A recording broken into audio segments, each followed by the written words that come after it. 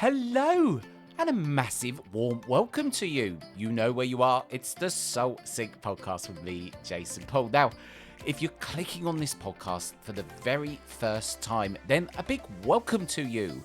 If you're wondering what the Soul Sync is all about, well, let me tell you. We ask the questions here that matter to do with all things pertaining to the spirit world, spirituality, the universe, energy, healing. Honestly, the list really is endless, but it's all designed to nourish your soul and illuminate your path forward. Now, in this week's episode, I'm talking to the incredible Minister Val Williams, who is a beacon in the world of mediumship with a journey that spans a remarkable 44 years. Val is an international medium and course organiser at the prestigious Arthur Findlay College, and Val's story is nothing short of captivating. At the age of 33, Val found her sanctuary in a spiritualist church, igniting a journey filled with joy, purpose and unwavering commitment. Her path meandered through workshops, classes and the challenge of bringing the truths of the spirit world to a broader audience. This episode really is your backstage pass into the highs, lows and unexpected turns of Val's journey, and we'll be gaining insights from someone who has provided comfort, emotional closure and tangible proofs of survival to hundreds, if not thousands of souls seeking connection with their departed loved ones. Val's experiences have taken her across borders, transcending language barriers and proving that the language of love is universal.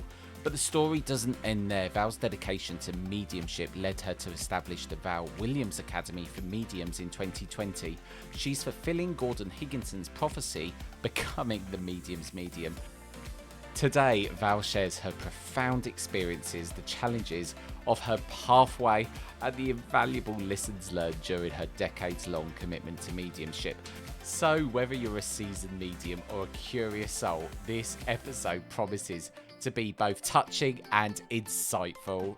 Enjoy! Val, a very big warm welcome to the Soul Sync podcast. Thank you. It's nice to be here.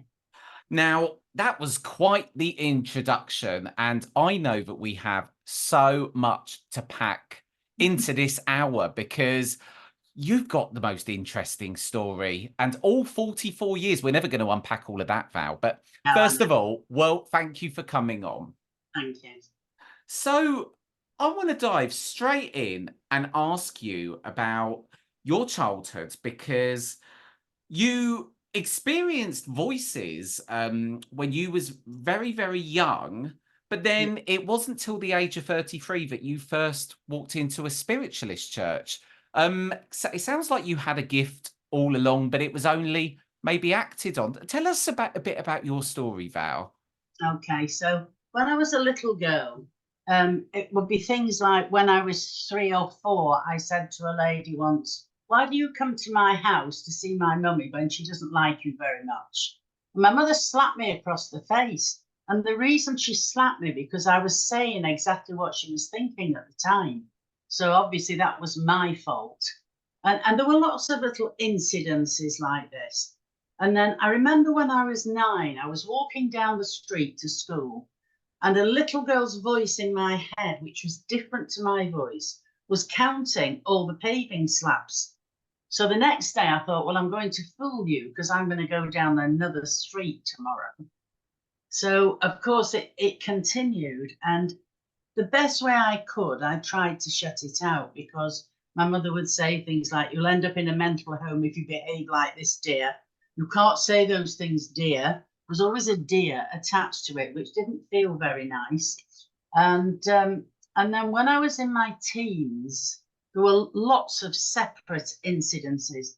And by then we had a television, because people didn't have televisions in my childhood.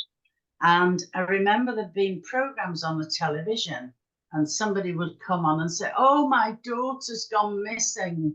And it would be a father, and he would be crying. And my voice would say, "Well, yes, because you've killed him." So that's not a nice thing for a teenage girl to have. And then when I was 16, my mother called me in the room and she said, "I need to tell you that your cousin Edith has died." And Edith was 18. And my voice, the male voice that I've had all my life, said, "And her father did it." And it was only after that I was told she'd been sexually abused by her father from the age of 9. She'd had a baby to him at 12, which I knew none of this. I think she had an abortion at 14 and she was strangled at 18.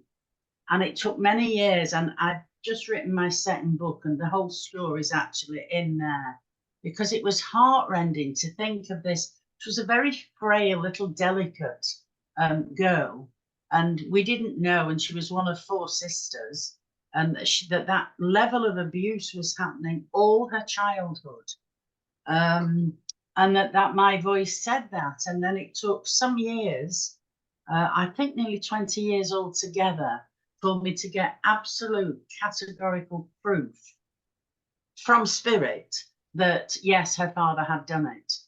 And an interesting little in the interim then, which my mother told me when the whole story came out, that my mother and my aunt and uncle, Edith's parents, after she died, they all went to Fleetwood Spiritualist Church, and I'd never heard of a spiritualist church. I didn't know about things like that. And apparently there was a medium mid-message, and he suddenly swung around to my mother and he said, "You will get the answer when the snow thaws." And then he just carried on. And I found out years later it was Albert Best, and Albert Best was the first tutor to book me to work for him at the Arthur Findlay College in 1986. So how amazing. And then the day, and so I gathered information, and then one day I saw a psychic in Fleetwood, and she gave me so much evidence. And I went in my mother's shop and I said, "Did you know your brother killed his own daughter?" And she said, "Oh, Valerie, the snow is thawing." I said, "Did you just hear me?" And then she told me the story, and it was so, we could hear it plopping down the drain at the time, plop, plop, plop. But that had come straight out of her subconscious mind for 15 years before. But there was still no conversation that there'd been any spiritualism or mediums in my family. It was only when I was 30, about 36, I think, and I was working at the spiritualist churches, and my mother phoned and said, "Well, it may interest you to know your mother and your grandmother and great-grandmother were both mediums." Wow. And my grandmother used to do services at Bread Street Spiritualist Church in Penzance. How crazy that it I took you all know. those years to know that. That's not fair, is it? To get in No. your mid-30s and had that going on. And just a little aside, I was doing a service there one year, and my grandmother appeared. And I was mid-message to a lady, and I said, "Why has my grandmother come to talk to you?" And she said, "Well, who is your grandmother, dear?" I said, "Edith Ormerod. She had the shop, the haberdashery shop on Causeway." And she said, "Oh, I used to go in every Saturday morning and we'd have a half-hour chat." I said, "Well, tell her to come and talk to me next time, not to you." But that was marvellous. What Yeah. a story. And it's, I think a lot with your childhood as well. That sounds really traumatic to experience that. And when I asked my grandmother, she was 84, I said to her, "Did you know that your son killed his own daughter?" And she looked at me and said, "Valerie, I've always known." So when very, you very sad. when you started connecting with the spirit world, did you get answers to a lot of those things that happened back when you was younger, or as it? Not really, no. And the only way that spirit carried on, I know now, letting me know they were there, is that I'm very, very passionate about quizzes on the television, but I haven't got the intellect to answer most of the questions. But very often I would say the answer 1 second before the person gave the answer. So it was only years later when I had mediumship that I knew that was somehow spirit sending that thought of that answer, of which I would have had no knowledge whatsoever. I just don't have the intelligence or the intellect for it. What? How fascinating. So you started working in the spiritualist churches, and how did you kind of build up your mediumship? How long was it taking until you started thinking, "Right, I'm going to read for people now"? No, it didn't. It didn't. I went to a very strange psychic who actually was a very good medium, but she didn't want to say. And at the end of her reading, she said, "Did you want to ask something?" So I said, "I'd like to know what happened to my cousin Edith. Where is she now?" "Oh, my dear, she's wandering around in the spirit world." I thought, well, after the life she's had and now she's lost. So I said, well, what can I do to help her? And she said, go in a church and pray for her. Well, I stopped believing in the God I grew up with in Christianity when I was 13, because all this mediumship was happening and people told me I was telling lies. And so I said, well, my friend goes to this funny place where she says to talk to dead people. Do you think I could go there? So still, I had no clue whatsoever. And I went on a Monday afternoon, Fleetwood Church, and the medium, a Mr. Laird, stood in front of me and he said, in 2 years, you will be standing here. And I thought that was so silly. Anyway, it happened before that. And then I started going Tuesday nights. And in those days, I could sit and I just sat literally with pen and paper while a medium was working for an hour. I just used to write things down. No idea what I was doing. And then they would say, oh, now, thank you to the medium. Now it's open circle. And there'd be about probably 120 people in most Tuesday nights. Wow. Very popular there. And I would just get up with my pad and I'd say, oh, there's a man called John, and he said he's a window cleaner, and he went up his ladder and his foot slipped and he fell backwards, cracked his head, broke his neck, and he died. And he wants Margaret to know he's all right. And he's saying December the 10th. And this one woman said, but that's my husband. And that birthday is correct. And that is my name. And I knew nothing. So I didn't have any responsibility to that because I didn't know you should have. It was just this building where people talk like this to other people. I didn't know about the SNU. I didn't know about Gordon Higginson, who was head of it at the time. I didn't know there was a proper religious organisation because I was told nothing. And I think we got to remember as well that we're now, that was back when probably you'd walk into a local library and ask for a book on mediumship and they'd look at you quite blankly. Yes, yeah, I think they would have done. Yeah, I think they would. But yeah, and then I started. I only read 1 or 2 books, and I remember reading about Ina Twig, and she was fabulous. And then Estelle Roberts. Oh, yes. And after that, Estelle Roberts, both of them actually just blew my mind. And then I read about a medium called Queenie Nixon. I don't know if you'd have even heard of her. No, I haven't heard of her. No. She was a genuine transfiguration medium. And I'd sort of heard about it. And towards the end of her life, sadly, she was ill and she did one demonstration where it wasn't good. And they put out in national newspapers that she was a fake, and she wasn't. So I heard she was coming to my church. And I know I saw materialization that night. I know it in Fleetwood Church, because this little tiny lady was there. And to the side was this man I thought was about 7 foot tall. And he was speaking to us and she was sitting there. And then I saw the other side, a nun, and she talked to us and the medium was still there.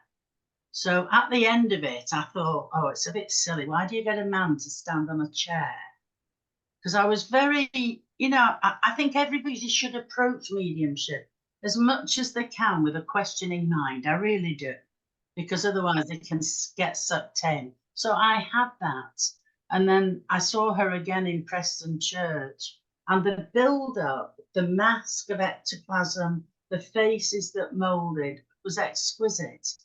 And it was having seen people like that and having been in a genuine trumpet seance with a trumpet coming at my face there and a man's voice coming out that made me want to do this, to do it properly, to understand the reasons why we should be mediums and respect people. So I came up, if you like, the old-fashioned way.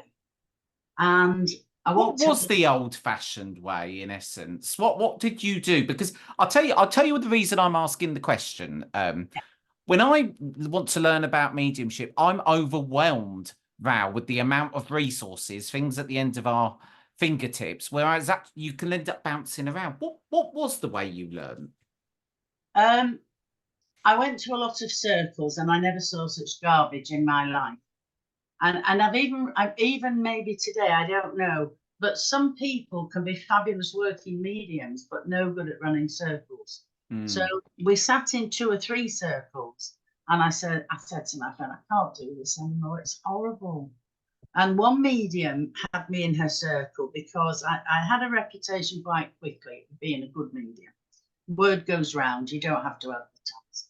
And this woman said to me, nobody's ever given me my mother, but you will, I know. And it was a horrible circle. There was a lady faking trance and flinging her arms about. And considering I knew nothing, I knew that wasn't real, you see. And so this was right at the beginning. This is why when I saw these things that were real and genuine, wow. So I just wanted to do it properly. So I said to my friend, why don't you and I just sit together with spirit? And the old-fashioned way was to sit and just say, I'd like to serve spirit. Please, can you help me unfold my gifts? As simple as that. Not, I don't like my job, and I think I like to do mediumship, so I'll get some cards printed. And I'll charge £50 to start with, and then I'll put it up after a few weeks. There was no money paid in those days at all. The first sitting I did. What was it you said? I'd like to serve spirit. Please help guide me. That simple. That's it. Oh, and help me unfold my gifts, because we don't know none of us know what we're capable of. I've just done a workshop that talks about your potential. And spirit will show you as you're going through and as your gifts are unfolding. They perhaps have you doing healing for somebody and there's an instant cure of something. Or they'll have you giving a message to somebody and it's as accurate as that first one I gave. But that didn't mean I was a full-blown medium because I'd given that message. And I honestly think sometimes that's the mistake people make. And that puts pressure on themselves. Well, what spirits have said, look, this is your potential. Now, would you like us to show you the techniques and the ways of working and the ways of understanding? Because when I first started, apparently I just went straight into the power of spirit, became the spirit person and taught. And Gordon Higginson did an assessment for me in 1984. And he told me that. And I said, well, doesn't everybody do that? I said, of course not, dear. So over a period of years, I've had to sort of unravel what I did to understand whether I'm hearing, seeing, sensing, knowing, being, all those things, so that I can help other people to understand their gifts. And that to me is a most exciting and fascinating thing, to see somebody who doesn't know that they've any possibility at all, but they want to know if they can. Just get the first words out from spirit. You've just so dovetailed this really nicely and naturally onto teaching and being the work that you do in that sphere. How do you identify someone? It's hard enough to be a medium and to here for spirit. How do you do that with your students? What is your technique for trying to coax that out of people? Because that must be difficult. Yes, it is. And I just had an occasion recently, and when I was at the college, and there was a young boy came with his mum from another country, adorable young man, and he'd never done anything. And after a day or so, my colleague said, this boy's so out of his depth. What shall I do? I said, go back to the old ways. Give him a piece of give him an article. Get somebody, to give him an article and then him just to say whatever jumps into his mind. That's the start. And at the end of that session, he'd actually got his first pieces of information. And his mum and he hugged on the lawn at the college, and it was beautiful. And she's now on my mentoring course, which is lovely. But to see somebody's first steps, it's just beautiful. And then you've got people who, they get things, but they don't know how they're getting it. So they think they're not good enough. So when I have people say on screen or in front of me, sometimes if they're going to a meditation, I leave them for a while. Spirit link me and it's like zooming onto the energy. So I did a workshop last night, and for 4 of them, I was able to validate something that's happening with their mediumship.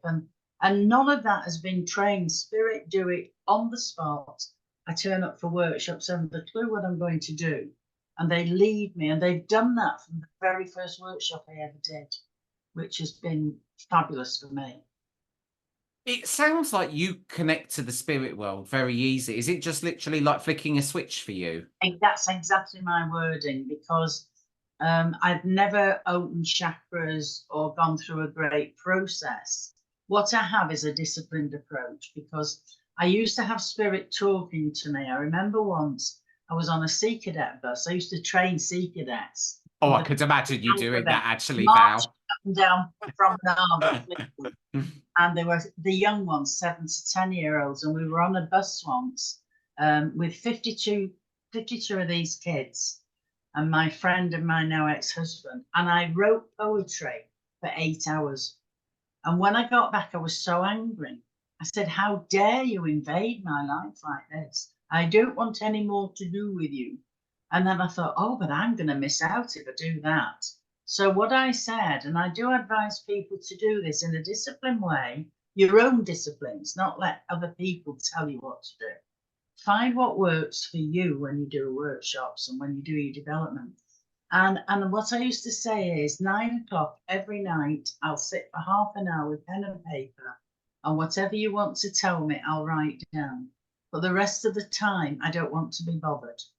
And I think we've got to think of mental health, and more so than ever before, because I've actually been with people when they don't shut down at all. It's like flying messages coming in, they say.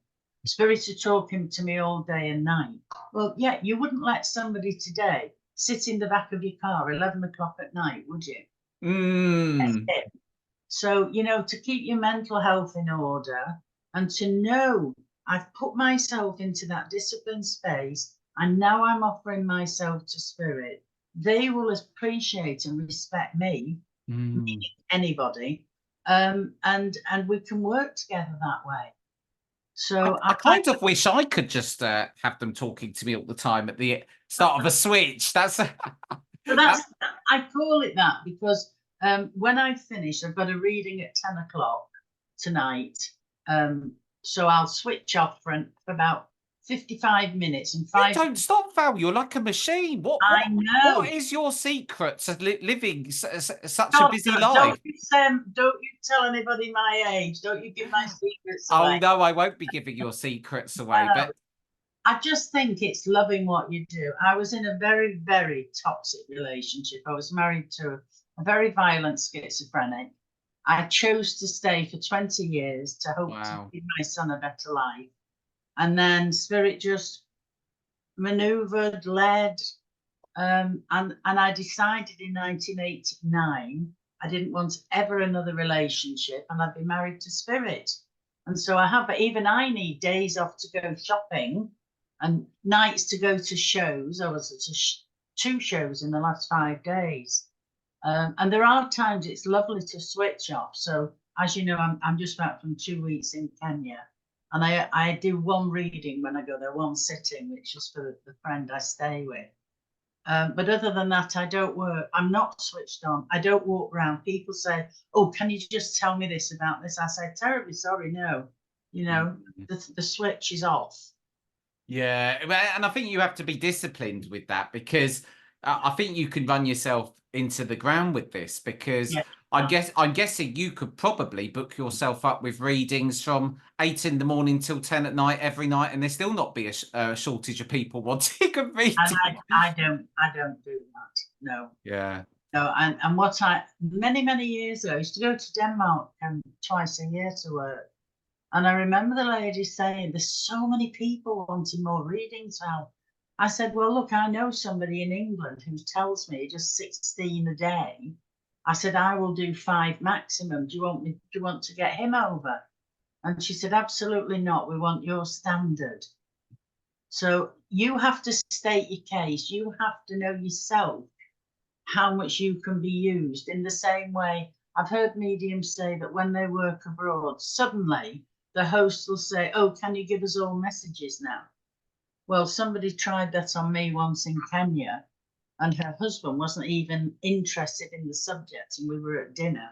So I just looked at him and I said, he was a surgeon. I said, "Sir, do you have a scalpel in your top pocket?" And he said, "No." And I looked at the lady, I said, "And I'm sorry, I don't give messages at dinner parties." Yeah, and I think, you know, well done for respecting that. That's probably why you've done it so long. Yeah. You've got to respect yourself, because the only thing I ever said to Spirit, I want to be the best channel for your work that I can be. Nobody's perfect. There's no perfect message. There's no real science behind it that the medium is ever going to fully understand. You just work to the best of your ability. I guess in a way that's why it's so hard to train people, because there's not an exact science to it. I even think how long it's taken me to work out what sitting in the power is. I thought should be sitting on a battery at the beginning. Val. Yeah, a lady in Canada asked me that. I'm going to Canada in a couple of months to work. And she said to me, "I keep hearing everybody talking about sitting in the power." Now, there was a time that some tutors were doing it, but literally 6 and 8 hours. That's not helping, and that had to be stopped. Because, for example, when I first went to the college, 1984, there were no workshops. There were just tutors telling us what they did. So we built it up through meditation, listening to them, our own hopes and dreams that we've taken with us. There was no outlet for that psychic faculty. That's so interesting. I didn't realize the college was like, you would think the word college, you would just imagine it was always No, it wasn't the college then. It was Stansted Hall, left by the wonderful Arthur Findlay for us.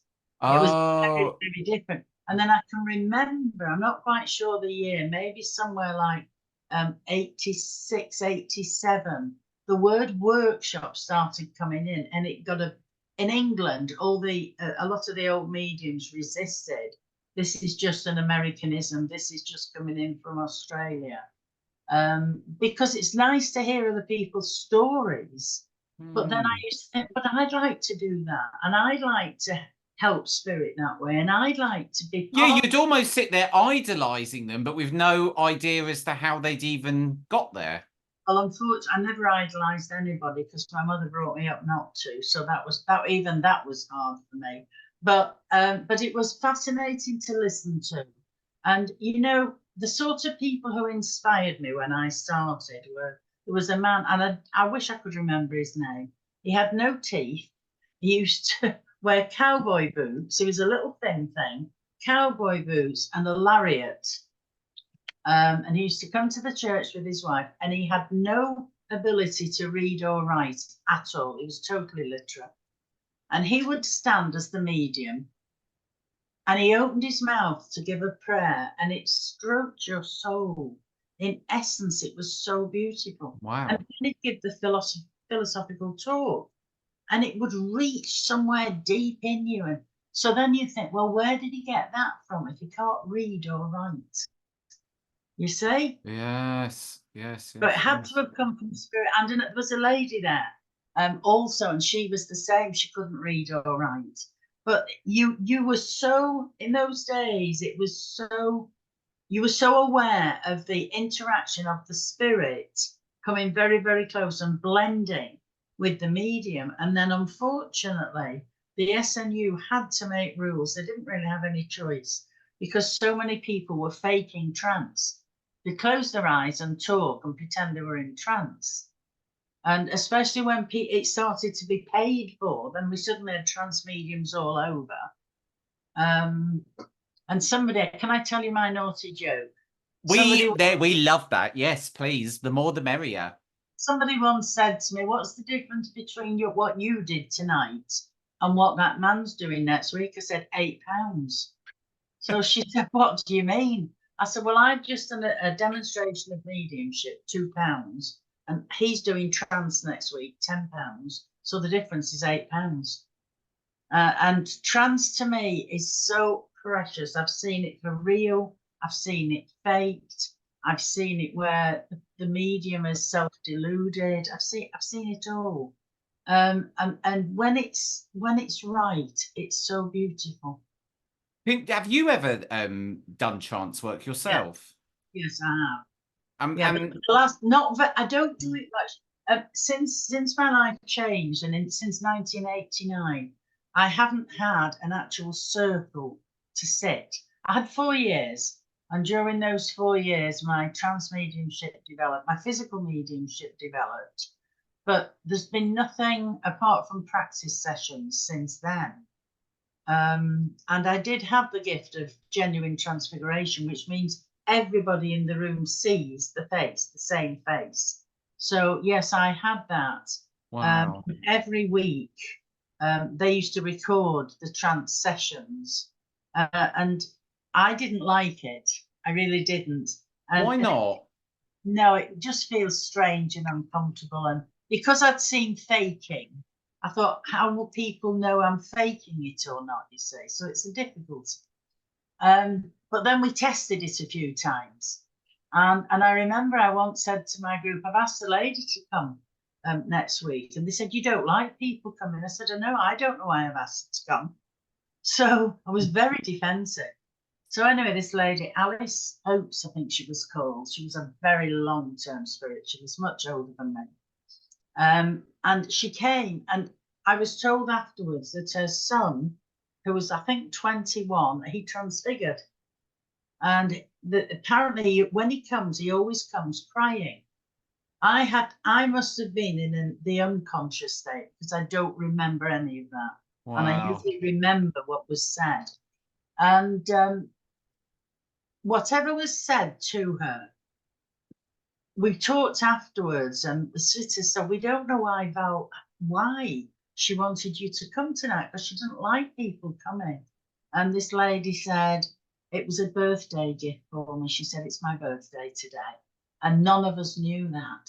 So little things like that encouraged us to carry on. And my sitters, I had one friend who gave her all, and 4 old ladies who gave their all. It's all recorded. We've got recordings, but I got rid of a lot. And I've got lots of scripts written down that one day maybe I'll get time to even read. But there were special times. And let me just say that the very precious things that you'll ever do when you're developing like that, just giving an hour and a half to spirit, nobody will ever see. They're just very precious. Yes. To even have a trance experience must be the most surreal feeling. I can't imagine it. I can only hope that one day maybe I do. Oh, you do. The last, and I can prove this, so I'd like to tell a true story in Yes, modern please. that can be proved. I was at the college. I don't know if it's 2 years ago, if it was just pre-COVID. I've no concept of time anymore. Oh, me neither. Good. And so I did a trance evening. I never know at the beginning of the week whether I'll do it or not. And so I always put on the program for one evening, wait and see, and then spirit tell me what I have to do. And so anyway, I did, and I sat for trance, and there was a lovely lady, an older lady who is a medium. And there was also a very young lady who's a fabulous medium now. And apparently during it, I can remember a man coming from spirit. I'd done some speaking and connected with people. And then I can remember a man coming, and he told me who he wanted to talk to. And apparently she was on the front row. And I said, no, I don't think you belong to her. I said, because your accent's wrong. And then I just said to myself, Valerie, get out of your own way. And the next thing, he'd come forward. And again, I might have heard while he was speaking what was said, but I don't remember any of it now. And afterwards, when it was all over and we were having a discussion, it's always good to have a discussion after. The lady who'd had the message said, that was my father speaking in his own voice. I said, don't be ridiculous. And his accent's from the northeast of England. That would be Wow. the hardest accent ever. If I was to try and mimic it, I can't do it. And the young lady, who's now an excellent medium, came down and she said, well, that was a male voice and it was the accent from my area. Wow. But I can't say, this is the thing about potential. I could not then say, I'll take a booking somewhere in 2 years' time and I'll do that again. And I think this is where mediums, sometimes they think that's it. I'm at the end of the road. I'll be able to do that all the time. I just never know. I suppose to put the pressure, I think your approach is right though, because to put that pressure on yourself, I think that is one of the hardest things I've learned about mediumship is your brain getting in the way with this ego kind of saying, oh, it has to be right. Oh, and then you go into thinking mode. And I think it's that pressure of the no or it not working, isn't it? Yeah, it is. But you know, I've done whole lectures on the word no. I've done whole workshops. Oh, And I need to get you into my company. So okay, you could train my salespeople. No is not a no for today. no. And the thing is, if somebody says no, what I say, you say no to this information, and I joke because I've got a funny sense, and I say, let me just ask why this spirit person's telling lies. And then I say, no, I don't mean that. But you know, you've got to relax the situation. And then I go back to spirit, and I have one expression now. I think it should be planted on my grave somehow. If you are genuinely in the energy, in the power of spirit, whatever you receive will always be right. Always. Do you know what? I think that's such a profound thing you've just said there, because straight away, that's all the pressure removed. The only thing you need to worry about, well, not even worry about, you just need to feel the spirit. If you can feel them, you're always right. Yes, but We should have that in a car sticker, Val. That's so profound. I know, but you can translate something wrong. Mm. You see, we don't realize we're translating a lot of it unless we're told word by word by word. We're translating through our senses, through something we've experienced, through something we've observed sometimes. So the messages come in sometimes so very, very fast. We can hold them and bring them back out of our subconscious mind. But if we're in it and we're in the flow, so you might have a man and he might say his father, etc. And you say, oh, he was a painter and decorator for his living. No. And you say, well, yes, but I can smell paint. Well, he wasn't a painter and decorator, you know.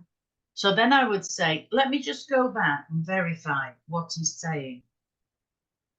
And I'd go back and all I would have had was the smell of paint. And I may have assumed he was a painter and decorator.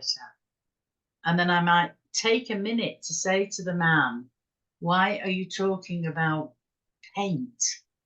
And it might be something like to his daughter who's getting the message, is it correct you've got a son and has he taken up painting as a hobby? Because all you had was the smell of paint. And that's verifying that dad's there watching over this situation as well. And I guess the thing you have to take into account with this is every single spirit person really is an individual and what they're going to say. And I think sometimes I found in my mediumship, and I know, other people that who, is there a similar level? I think it's all perception, isn't it? But we'll get a no, and then it completely throws me off. I feel like but it's that ability to kind of go back and ask these questions, and it must be quite difficult at times because you'll get something, and how do you know how to interpret that? Because a paint could mean anything. Exactly. So this is where, and I don't want to give all my tips away, but I will because they were given to me from spirit. So anybody who's watching this in the future, my guides gave me a tip some years ago, and it works if people will stick to it as a discipline. So we often feel the energy of spirit around us, don't we? Mm-hmm. Know that somebody's there trying to get a communication through. So what I get my students to do, because sometimes I'm aware that their energy is very scattered. It feels like somebody's way over there throwing information mind to mind. So I say, I need you to ask the spirit person, so it is a person, not just an energy, to come and stand directly behind you. And I watch the energies and I sense them. And I say, now tell me when they're there. And they say, oh yes, I can feel this man.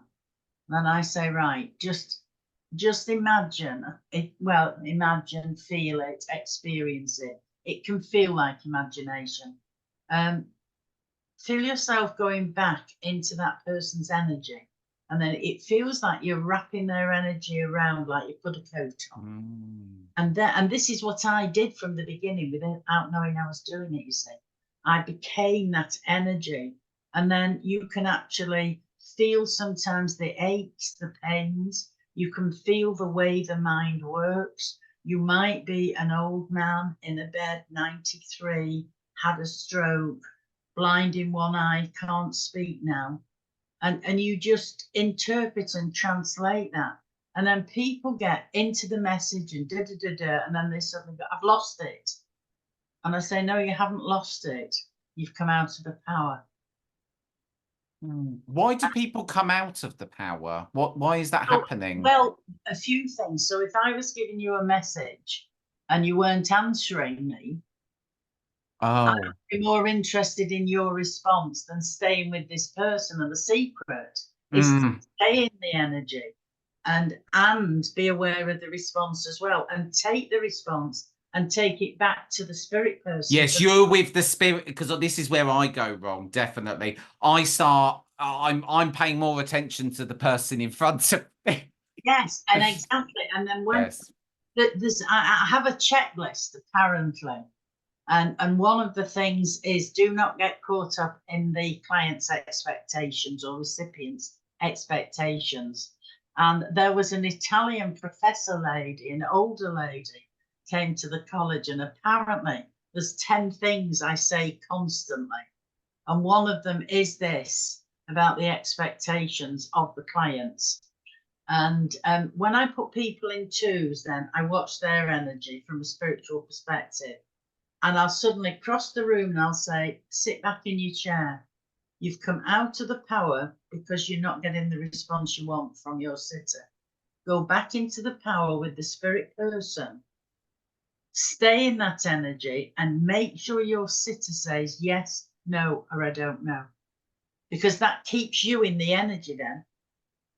Val, this is wonderful. I want to come onto one of your courses. This sounds just wonderful. The way of teaching it. It's very concise. It's very. I like that. It sounds like the Val Williams experience sounds amazing. Well, I think it is, and it's all spirit taught, and it's all individual. And the way I put it in very simplistic terms is, you, the medium, are the telephone operator. Somebody's in Australia and they're trying to tell you they want to talk to somebody in a room of 100 people. So they're going to give information about themselves. And it was when I came into this, it was so easy in a way, because they'd say, I've got this little old lady with bandy legs. She's got her hair up at the back of her head. She's got a big apron and it wraps round. And then the big granddad with his flat cap and his cigarette over his ear. And it's fascinating in today's society. Those people don't exist. I am of a certain age. We get a certain age of people on all our seminars. There's not one of us looks the same. We may all be grandmas. We don't look the same. We don't have the same hairstyles. We don't wear the same clothes. So mediums today have to work harder to get the individual truth and proof. Well, you're right, because it's a very, very different world to back then. I'm guessing that's always testing your mediumship, because there's always new, we're evolving at such a pace. I guess Absolutely. And culturally, I said to a young man the other day on the screen, and I said, when I first went to America in 1980, I didn't really know or believe that people had fully fitted kitchens, because we didn't in England.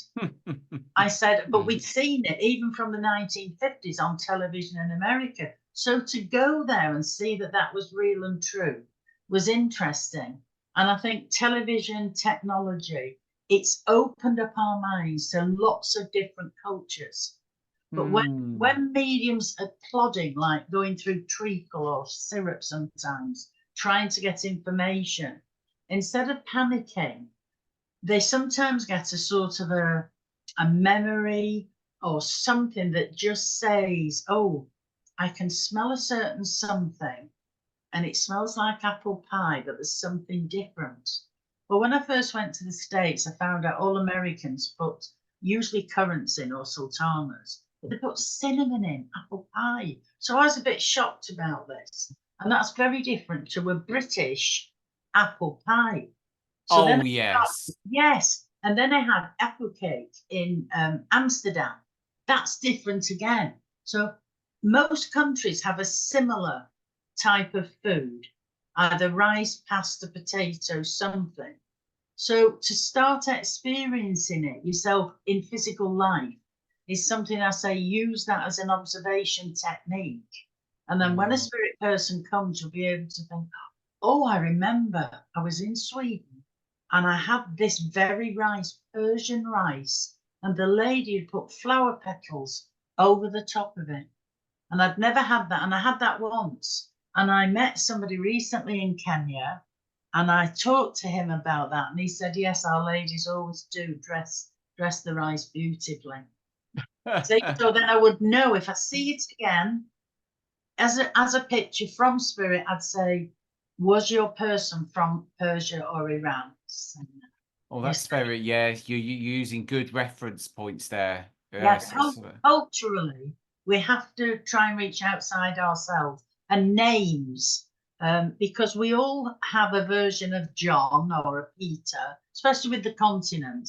And I remember years ago, I was in Denmark and I was full flow in this message. And I said to the lady, I've got the name Peter. What is the Danish equivalent of Peter? And she said, Peter. And everybody laughed. But somebody the other day, I got him to give me a message as part of his mentoring with me. And he had a name and he said, it's something Bert at the end, something Bert. Now, he could have said it's Albert, it's whatever. And I said, that's very interesting because the man you've just given me was born in Germany and his name was Norbert. And anybody who didn't know German names wouldn't know that. And he's in America and he got that last part of the name and that's all he had to do. And I knew. But he was gutsy to have said it. And I promise anybody, if you want to be mediums, you've got to be a bit gutsy. You've got to dare to say something. You must be willing to be wrong to get it right. Do you know what? It's so funny, that story, because it reminds me of the first time I went to Arthur Findlay, completely fearless, happy to jump up, and I was getting the best messages ever, and it was all going so well.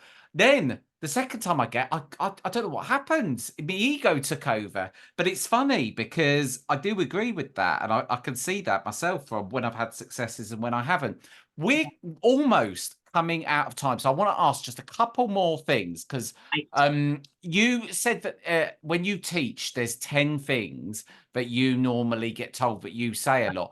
I want to leave the listeners with a couple of last pearls of wisdom from you, final thoughts or lessons that you can share with us, because there's a lot of people who are going to be thinking, Val, I want to be a medium, I want to tap into it, and maybe even a good question might be, other than just sitting down and asking to serve spirit, what advice would you give to people in those early stages as well?